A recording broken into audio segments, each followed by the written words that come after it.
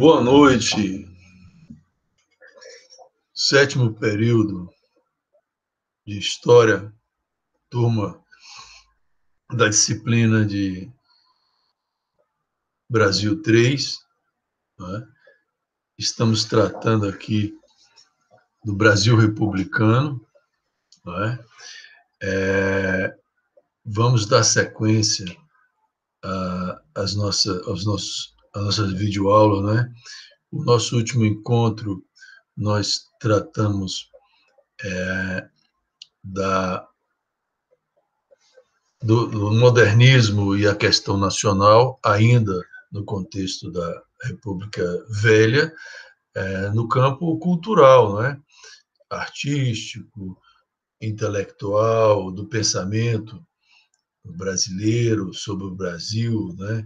Da construção da identidade brasileira entre os intelectuais e artistas, né? E políticos também da época. Então, nós buscamos aí fazer uma abordagem cultural. Nós já tínhamos trabalhado com aspecto político, econômico, né, social do período, né, dos movimentos sociais, e avançamos aí nos modernismos, né, tanto o paulista da Semana de Arte de 22 e seu desdobramento, quanto da Escola de Recife e também do Rio de Janeiro, da família boêmia do Rio de Janeiro. Vamos tratar nesse nosso encontro, de forma sucinta, da crise desse período da história brasileira, conhecido como República Velha, né? Da Primeira República, a República Velha, que antecede ao período conhecido como o período Vargas. Né? Então, a gente vai tratar aqui dessa passagem, né?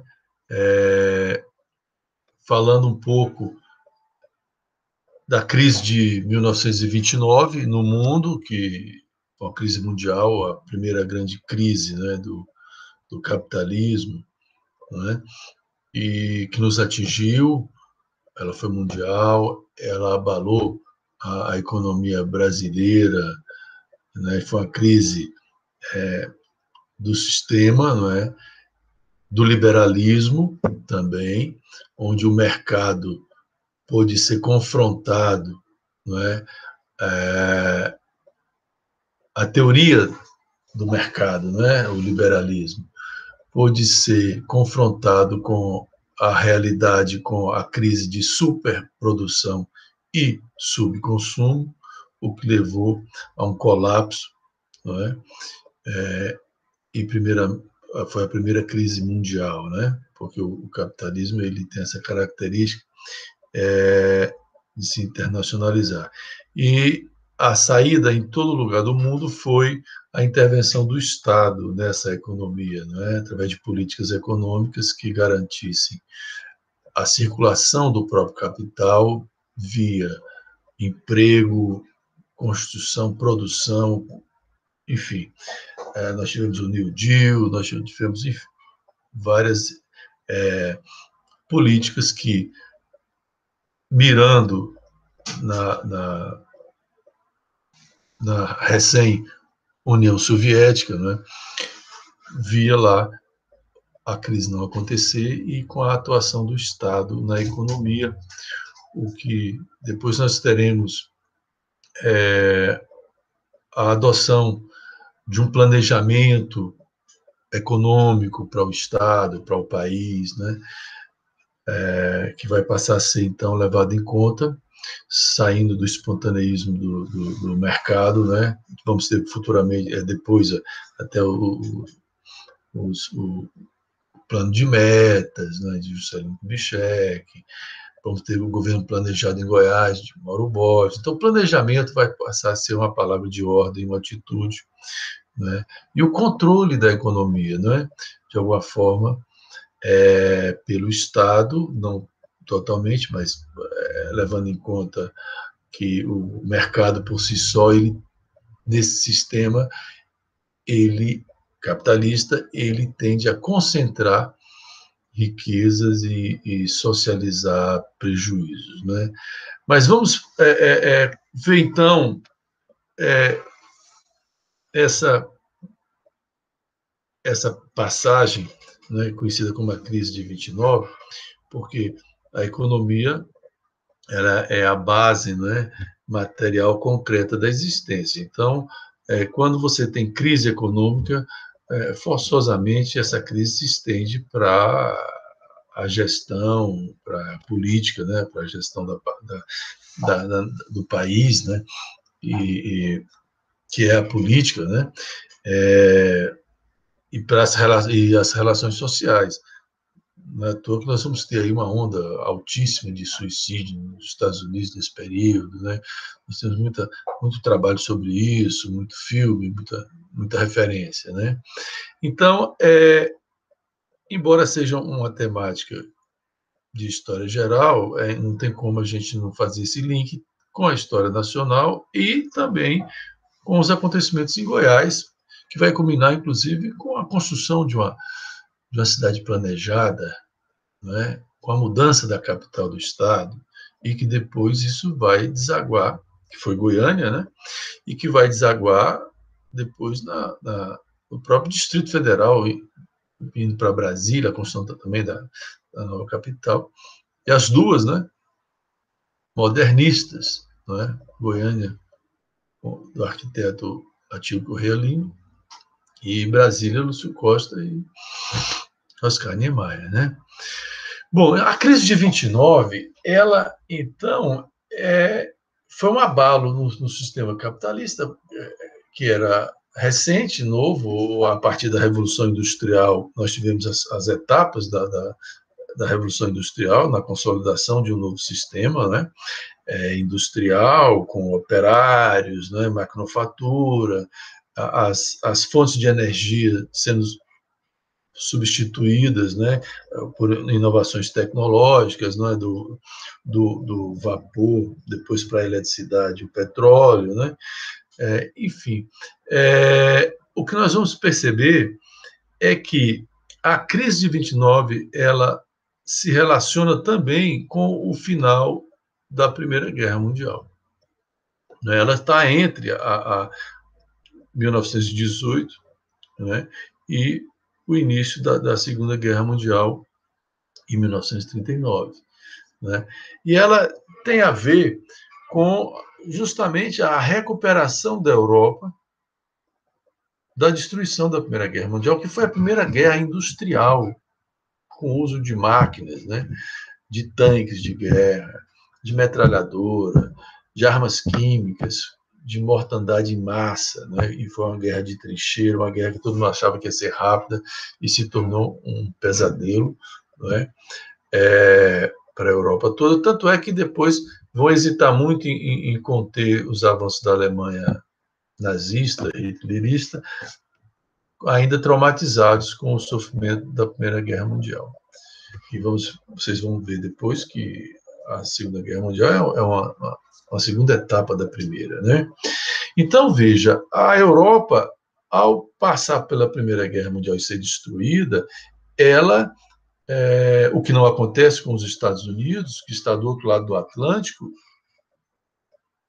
e que vai abastecer a Europa durante a guerra, quando a sua mão de obra, a sua população vai estar concentrada no esforço de guerra, sem ter condições de produzir para suas necessidades, isso vai motivar o desenvolvimento industrial, mais ainda nos Estados Unidos, né? E o abastecimento da Europa. E, como o Brasil também, vamos ter aí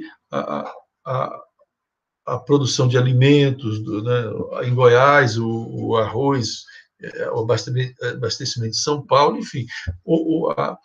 Nós vamos ter que o final da Primeira Guerra Mundial vai fazer com que o núcleo hegemônico saia da Inglaterra e vá para os Estados Unidos. Então, a Inglaterra, que tinha dominado todo o século XIX, que tinha sido pioneira na industrialização e tudo mais, tinha sido a rainha dos mares e tal, ela vai ser substituída, depois da Primeira Guerra Mundial, pela hegemonia, vai ter a sua hegemonia, então, substituída pelo imperialismo norte-americano, né? Que vai, inclusive, isso vai se repetir depois na Segunda Guerra Mundial com a, os acordos que os Estados Unidos vai fazer com os países europeus para reconstrução e tudo mais, isso vai implicar até na questão do cinema, do desenvolvimento do cinema e tudo mais, né? E outras coisas. Mas, nesse caso aqui, você tem que a Europa, que após a Segunda Guerra Mundial, né, vai diminuir, no seu esforço de recuperação, diminuir, à medida que vai se reconstruindo, as importações que fazia dos Estados Unidos, não é? Principalmente dos produtos industrializados, porque ela vai reconstruindo a sua indústria, né? O que nós vamos ter? Nós vamos ter que isso afeta as exportações americanas, norte-americanas, né, dos Estados Unidos. E, ao afetar as exportações americanas, o que a gente tem? A gente tem um aumento do volume de estoque, né? E isso gera o quê? Ou seja, se diminuiu a importação dos produtos, a Europa diminui a compra, você tem uma queda na venda. A queda da venda implica que e um aumento do estoque, em que você tem que diminuir a produção. Diminuir a produção significa desempregar pessoas, né? As pessoas desempregadas, é interessante que fica fácil de entender, porque agora nós estamos vivendo a pandemia, né, do coronavírus, e a gente percebe essa relação. A falta de recursos, de salário, o desemprego gerando um subconsumo, né, e uma queda da atividade econômica. Então, a economia ela precisa dessa relação entre produção e consumo. E aí, o que nós temos? Que nos Estados Unidos, iniciando lá, esse desemprego gera uma diminuição do consumo interno, já está tendo esse subconsumo externo, né? O que faz com que importa que os Estados Unidos diminua também a compra de matérias-primas dos países que abastecem a sua indústria, como foi o caso do cobre do Chile, né, que vai entrar em crise por conta disso, né? No caso do Brasil, o Brasil tinha a exportação do café como a sua principal atividade e justamente para os Estados Unidos. Então, o café, que era a sobremesa, né, o café que fazia parte já da alimentação americana, mas de alguma forma supérflua, né, vai ser cortada essa importação vai ser diminuída. Então, isso vai gerar crise no Brasil. Se nós temos...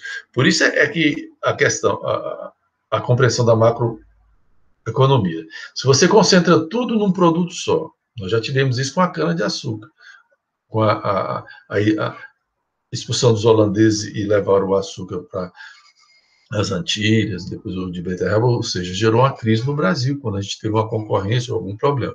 Então, quando você joga todas as fichas numa atividade só, você corre esse risco. Então, o Brasil, que tinha no café a sua fonte de renda, em dólar, né, vai ter um problema de quê? Deixa de vender milhões de sacas para os Estados Unidos. Né? Para a gente ter uma ideia, nesse ano de 29, das 21 milhões de sacas que eram vendidas, apenas 14 milhões foram exportadas. Né? Então, nós temos aí quase que imediatamente uma perda, né, significativa, metade, né, praticamente.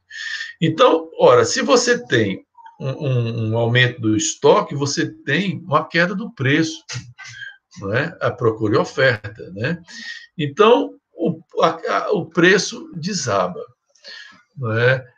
Agora, o que é interessante é que o Brasil, a política econômica, nós vimos isso na República Velha, ela tem os cafeicultores e os pecuaristas mineiros, os cafeicultores paulistas e os pecuaristas mineiros se alternando na presidência da República, com seus ministros da Fazenda fazendo a política que beneficiava esses exportadores.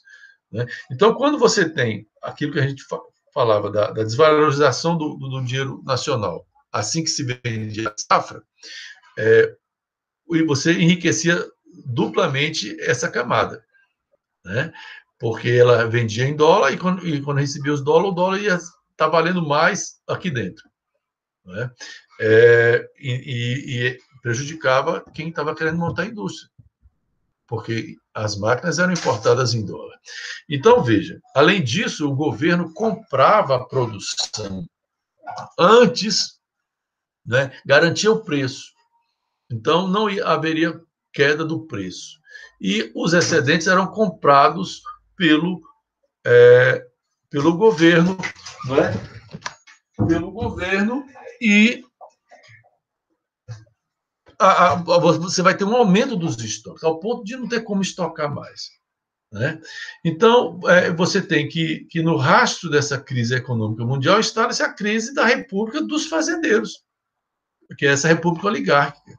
Ora, se é com os recursos que esse governo, né, manipula o pires na mão da política dos governadores, tanto do apoio político quanto da liberação de recursos para obras e, enfim, para azeitar a máquina nos estados, né, isso vai entrar em crise, né? Essa crise do setor cafeeiro enfraquece essa oligarquia que está se mantendo no poder a despeito dos gaúchos, dos nordestinos, dos cariocas, né, do Rio de Janeiro. Então, você tem uma hegemonia de um grupo, não é? E essa crise vai, então, desestruturar, desequilibrar, né, esse arranjo, né, nacionalmente. E aí, nesse salve-se quem puder, a gente vai ter o quê? Justamente nesse momento, a quebra de confiança e do contrato implícito entre São Paulo e Minas. Porque o governo de Washington Luiz, que era um paulista, deveria ser sucedido por um representante mineiro, do leite, né? Café com leite. E aí o que nós vamos ter? O candidato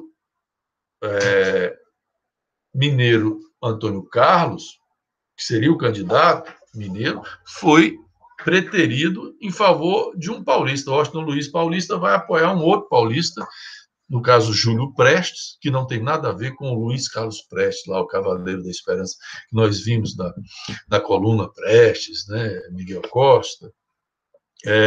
Então, esse Júlio Prestes vai ser um paulista candidato à presidência, e isso vai romper, fazendo o rompimento dessa aliança São Paulo-Minas.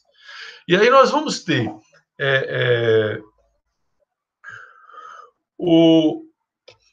a cooptação de Minas pelas outras oligarquias de oposição, que não tinham força até então para então, peitar, né, enfrentar os cafeicultores. Então, ainda mais que tinha a política dos governadores, o coronelismo, o clientelismo, todo aquele arranjo do voto aberto, não secreto, da ata, né, feita na casa do coronel, ou seja, tudo aquilo que a gente estudou do voto de cabresto e tudo mais. Então, quando você tem que essa oposição, né, as oligarquias tradicionais, né, vão se aliar com Minas, né, e fundar a chamada Aliança Liberal. Então, nós vamos ter um movimento chamado Aliança Liberal. É interessante que na ditadura militar, depois, da década de 60 até 80, nós vamos ter o movimento democrático brasileiro, né? Nós vamos ter a união das oposições contra o regime militar, né? Se unindo no partido bipartidarismo da época, que era a Arena e MDB, né? Então, essa coisa de frente ampla, né? A ideia de uma frente ampla. Então, essa frente ampla aqui vai ser, ora, se antes você tinha São Paulo e Minas, os principais estados da Federação Unidos e Invencíveis, né? Agora você vai ter um só São Paulo contra o resto, né? E aí, então, você vai ter com relevância o Rio Grande do Sul, Minas Gerais, Rio de Janeiro e Paraíba. Paraíba do Nordeste, Rio de Janeiro, a ex-capital, que tinha sido corte, né? E que era a capital da República. e o Rio Grande do Sul, não é? Então, Nordeste, Sul e o Sudeste, né? E ainda com Minas Gerais contra São Paulo, né?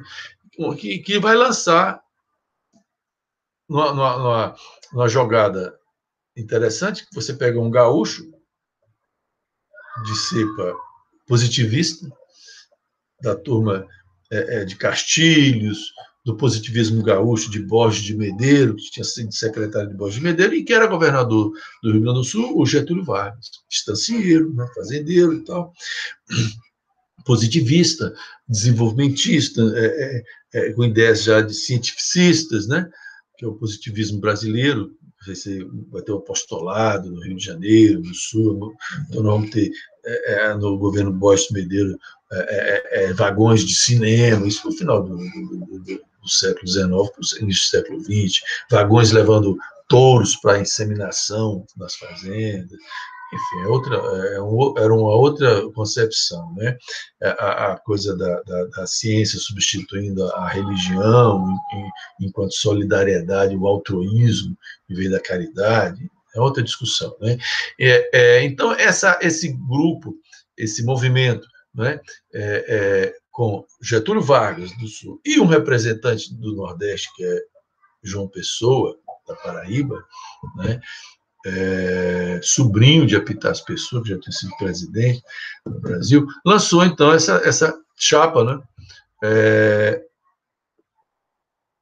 Que vai disputar, então, com Júlio Prestes, né? Candidato de Washington Luiz.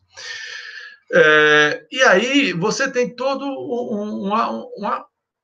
um programa, né, dessa chapa, né, que é o voto secreto, o fim do voto aberto, descoberto, né, que gera o voto de cabresto, né, já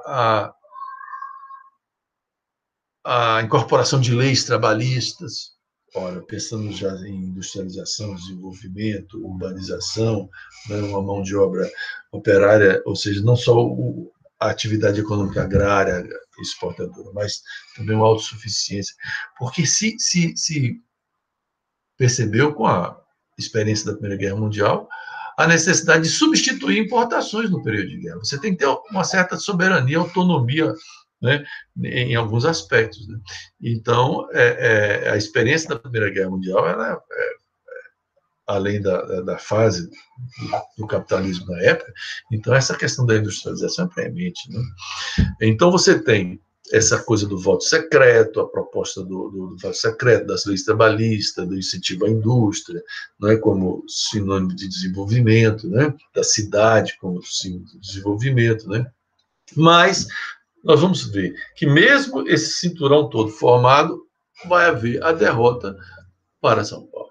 O que significa que todo aquele arcabouço do coronelismo, do clientelismo, do voto de cabresto, do jaguncismo, da violência, né? E mesmo mentalmente, o Brasil era mais agrário, a população era mais rural do que urbana, né? São Paulo vai vencer, né? Com todas aquelas práticas de fraude, etc. E aí vamos ter a derrota dessa chapa de oposição, né? Vai haver uma recusa das lideranças, né, dos gaúchos, mineiros, paraibanos em aceitar o resultado das urnas, né? Mas existe aquela atitude dos mais velhos de tentar acalmar, e os mais jovens, né, como a gente viu lá do tenentismo, aquele pessoal todo querer pegar em armas e tudo mais. Então, nós vamos ter um clima de revolta, né, contra essa velha estrutura, né? E aí precisava só de um estopim para a ignição do incêndio, né? E esse estopim foi justamente o fato desse candidato a vice de Getúlio Vargas nessa chapa desse movimento de oposição, né, da Aliança Liberal, ser assassinado. Ele foi assassinado. Né? Ele foi assassinado em 26 de julho desse mesmo ano, né, de 1930, e esse assassinato, que foi um assassinato de uma briga política local, né, de João Pessoa com João Dantas, Duarte Dantas, que com feições passionais envolvendo a publicação em um jornal de cartas íntimas desse indivíduo, João Dantas, depois da invasão do seu escritório, né? Era jornalista, advogado, né? De família política de oposição a João Pessoa, né? E aí isso vai levar que quando João Pessoa, numa visita a Recife para receber uma homenagem, vai ser assassinado num café. Ele entra e atira, o que vai depois ter repercussões, desdobramentos, né? Outros assassinatos, né? A professora envolvida nesse caso passional das cartas, né? Uma professora, uma garota de 20 anos, 25 anos, vai morrer também, suicidar a garota. O pai do nosso Ariano Suassuna, né, que tinha sido presidente de província lá de estado, lá, né, tinha sido governador, vai ser assassinado no Rio de Janeiro. E essa família Suassuna vai ter que mudar da Paraíba para Pernambuco para escapar das perseguições. Enfim, o interessante é que esse assassinato ele vai consternar e ele vai ser interpretado pela imprensa. Daí a frase famosa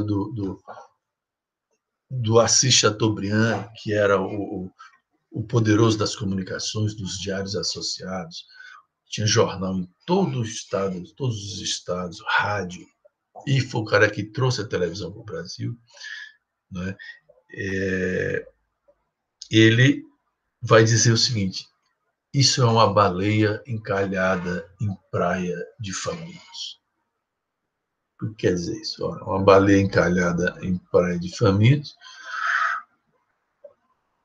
como vai dizer uma música do Gilberto Gil recentemente, né, um tempo atrás,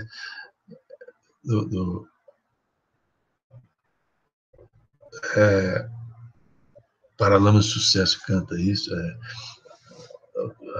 Acontece com a sereia, né, encalhada também, né? Ou seja, vai ser devorado, né? E aí é comida, né, para famintos, né? Isso é um céu do céu, né? Outra frase famosa sobre isso aí foi o candidato preterido de Minas Gerais, o Antônio Carlos, que era governador de Minas e que não foi indicado para ser presidente por São Paulo.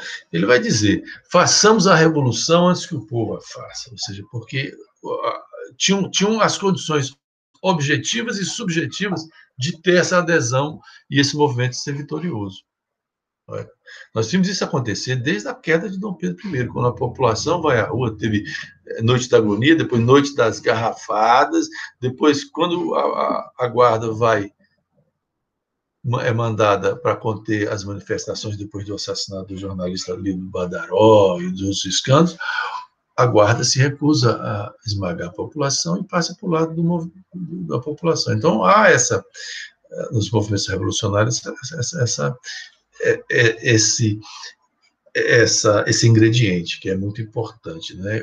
Isso aconteceu em Cuba, isso aconteceu na Revolução Francesa, isso aconteceu na Revolução Russa. Quer dizer, essa adesão da população é fundamental, né? A gente está vendo aí, depois da morte do Floyd, a população americana ia às ruas, né? Estamos vendo agora no leste europeu também, nós vimos aí a Primavera Árabe, né? Enfim, mas o que é interessante é que as condições foram dadas, né? E a gente vai ter o início desse movimento agora armado de derrubada do governo lá no Sul. Já em 3 de outubro, a gente vai ter aí se espalhando, né, para Minas Gerais, Paraíba, etc., e até aqui em Goiás, quando a figura do Pedro Ludovico Teixeira vai em contato, ele em Rio Verde, ele da cidade de Goiás, morando recém-formado no Rio, com influência também positivista, e sendo médico em Rio Verde, casado com a filha do político, do coronel da região, em Rio Verde, vai entrando em contato com o Triângulo Mineiro, a regimentar homens, né, para invadir a cidade de Goiás e tentar derrubar os caiados nessa Revolução de 30. E nós vamos ter depois, no início dessa Revolução em Goiás, a figura do fundador do Jornal Popular, o Joaquim Câmara Filho, né? Irmão mais velho de Jaime Câmara e de Rebouças. Vai trazer o irmão para ser administrador, o Jaime Câmara, mas quem fundou e era jornalista era Joaquim Câmara Filho, que vai ser depois secretário de Agricultura, vai organizar o batismo cultural de Goiânia. Então, esse é um período muito interessante. Então, a gente vê que se espalha pelo Brasil essa chama, né? E o objetivo desse movimento era impedir, né, a posse do vitorioso, né, Júlio Prestes, né, a presidência como sucessor de Washington Luiz. Né? Então, uma guerra civil começa a avançar, né, os militares do Rio de Janeiro reconhecem, né, e liberados por Mena Barreto e Tasso Fragoso, depuseram o próprio presidente, né, em 24 de outubro. Não é à toa que Goiânia vai ser fundada no dia 24 de outubro. Né? E durante o governo Vargas, nós vamos ter referências, né, aqui em Goiás também, sempre a essa data. Né? Então, essa revolução vitoriosa entrega o poder a Getúlio Vargas, que era o candidato derrotado nas eleições fraudulentas, né, de 30, né? E dá-se início, então, ao período conhecido como era Vargas, é um período getulista. Né? Então, esse movimento vai ficar conhecido como Revolução de 30, então nós vimos uma relação entre a crise de 29, mundial de 29, essa crise no Brasil, o assassinato de João Pessoa, juntando as condições externas e internas, o movimento armado, popular, elitista, né? Popular, mas com apoio da imprensa, das camadas urbanas, e as oligarquias de oposição e tal, um movimento vitorioso, né, que vai ficar conhecido como Revolução de 30, de 1930. Né? A partir daí, a gente vai ter uma nova etapa da história brasileira. Por isso é que esse nome Revolução permanece, porque não foi um mero golpe, porque nós vamos ter mudanças significativas. Né? Aquela corrente positivista, lá da disputa do início da República, que foi vitoriosa nos emblemas da bandeira, da Ordem e Progresso e tudo mais que a gente discutiu, ela chega ao poder agora, fazendo frente a essa corrente liberal. Embora o movimento Aliança Liberal tenha sido o guarda-chuva onde esse pessoal disputou as eleições e se organizou politicamente. Né? Mas nós vamos ter aí, a partir daí, uma etapa em que o Estado vai interferir na vida econômica, na vida da nação, cultural, e vai tendo como primado a ideia do déspota científico, né, positivista, do governo forte. Né? E aí vamos ter uma tentativa de desmonte das oligarquias. Né? Aqui em Goiás vai ser a queda dos caiados. Né? Vamos ter a nomeação de interventores nos estados, substituindo os governadores. Vamos ter a implementação do voto secreto. Enfim, vamos ter aí mudanças, né, nesse período, uma tentativa de urbanização via industrialização. Enfim, vamos ver isso aqui para frente. Então, veja, esse é o período, então, esse movimento, então,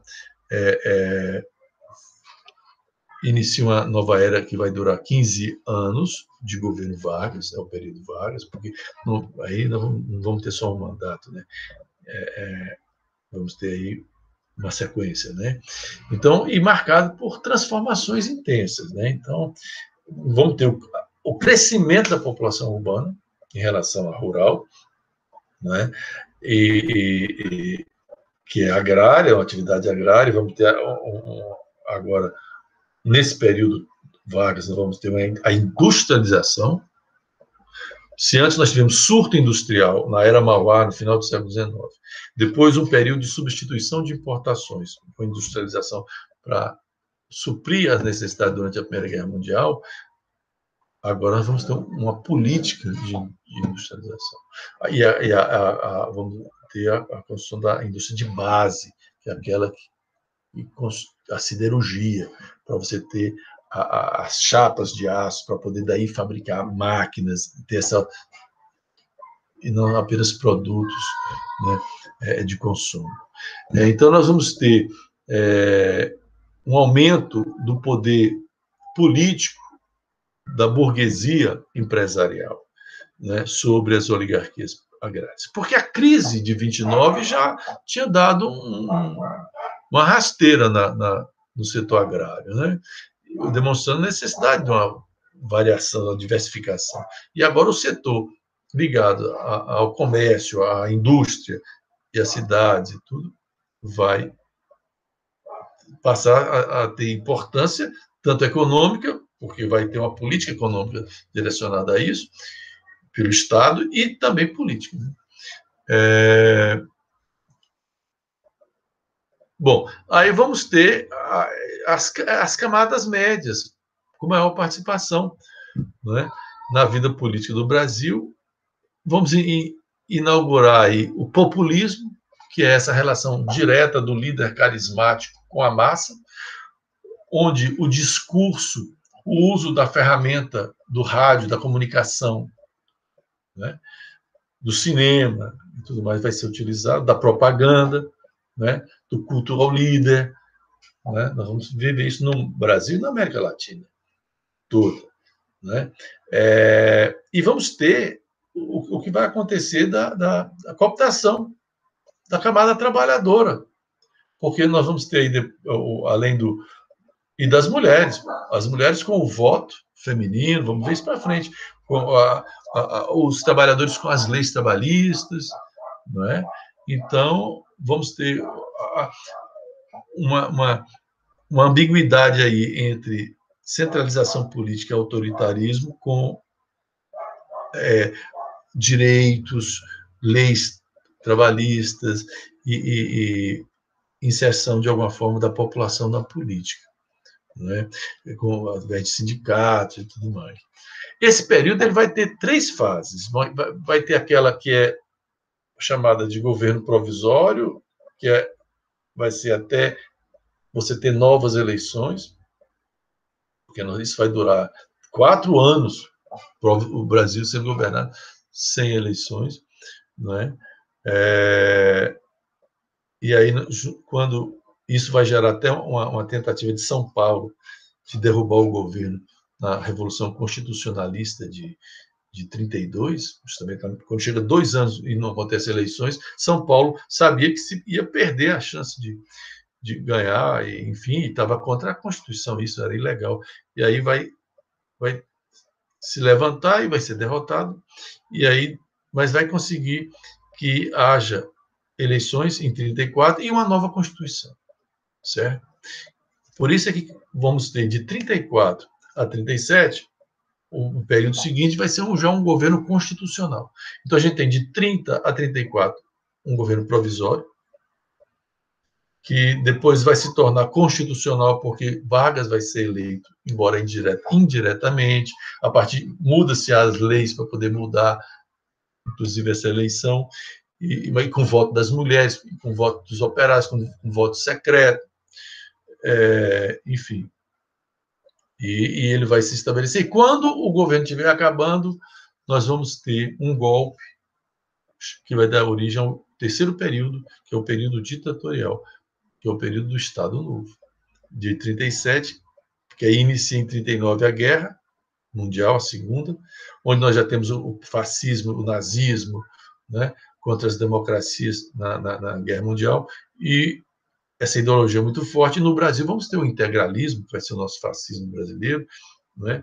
Vamos ter a polarização de comunistas e integralistas, e vamos ter, então, até o término da Segunda Guerra Mundial, de 37, aí, durante a guerra de 39 a 45, esse governo se mantém ditatorial, mas consegue manipular o apoio, o jogo entre Estados Unidos e Alemanha, com isso consegue empréstimos para construção de siderurgias, industrialização, etc. E finalmente termina com a guerra, no final da guerra, quando se percebe que a gente tinha um governo autoritário, né? E que, enfim, esse é o final do terceiro período, que é a nossa próxima aula. Nós vamos tratar disso no próximo encontro. Então, assim, em síntese, a Revolução de 30, ela é importante porque ela faz uma mudança de página, né, de alguma forma. Ela está imbricada numa mudança mundial também, né, que tem a ver com o que vem depois, com a crise e depois da crise de 29. Né?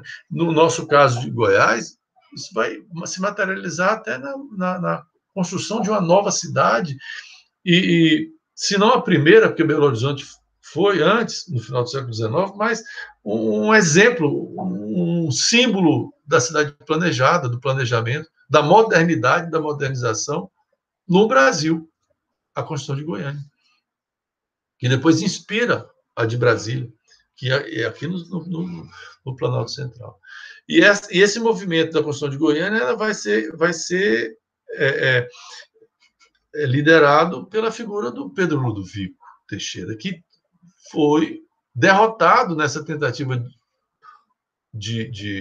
da Revolução de 30 em Goiás, porque quando ele vem de Rio Verde com 120 homens, ele vem do Triângulo Mineiro, ele é derrotado. De Rio Verde, ele vai para o Triângulo Mineiro, vem com 120 homens, são derrotados na entrada de Rio Verde, e ele vai ser preso, e quando estava sendo levado para a cidade de Goiás, preso, né, não foi morto, foi pego dormindo no meio do mato, escondido, coisa e tal, depois de terem sido massacrados, ele vai, com a chegada da vitória da Revolução de 30 no Brasil, né, ele vai ser, então, transformado de prisioneiro a interventor, a governante, e vai, junto com mais duas pessoas, compor uma trina que vai governar o Brasil. Isso a gente vê em história regional, história de Goiás. Mas é importante fazer essa. E aí, e no rastro de enfrentamento das oligarquias locais, e ele estava casado com um representante da oposição à oligarquia local do poder, que eram os Caiados, ligada à política café com leite, ele vai ter, no projeto de tirar a capital da cidade de Goiás e construir uma nova capital num lugar plano, cheio de muita água e tudo mais, uma bandeira para poder sufocar e vencer os seus adversários políticos. Que é uma bela história essa da construção de Goiânia e da modernidade de Goiás. Né? Que vai ser um emblema, né? E daí essa característica identitária da goianidade, essa mistura de caipira com moderno, ainda mais depois da chegada da capital do Brasil, de Brasília. Nós estamos a 200 quilômetros aqui de um dos símbolos da modernidade mundial, né? E vamos ter muita influência de Brasília, e aí nós temos aqui o nosso rock and roll, aí da música sertaneja, quer dizer, essas duas coisas do rural e do urbano, nós temos, a goianidade ela tem uma característica muito interessante. Não é à toa que quem vem para cá achando que vai encontrar... Na minha infância, achava que era índio, né, que tinha em Goiás. Dizia que tinha, né? Eu conheci muito índio em Goiás, eu vi os Carajás, né, na região do Araguaia e tudo mais. A casa do meu tio era frequentada pelos índios, como eu em Itapirupuã, mas Depois era coisa de ser só sertanejo. Aí, quando, não me esqueço do evento do Congresso da Uni, ainda na década de 80, quando a Folha de São Paulo e a imprensa brasileira ficou admirada de ver shows de rock and roll na praça universitária, só rock and roll, achando que ia só ver música sertaneja. Nada contra a música sertaneja, mas mostrando que nós somos aqui um tecido, uma bricolagem, né? Tentaram, um prefeito de Goiânia tentou até carimbar em Goiânia o emblema, o título de cidade de country, mas não colou. Enfim, mas isso é para novas discussões. Então, até breve, e a gente continua aí se vendo, né? Até mais.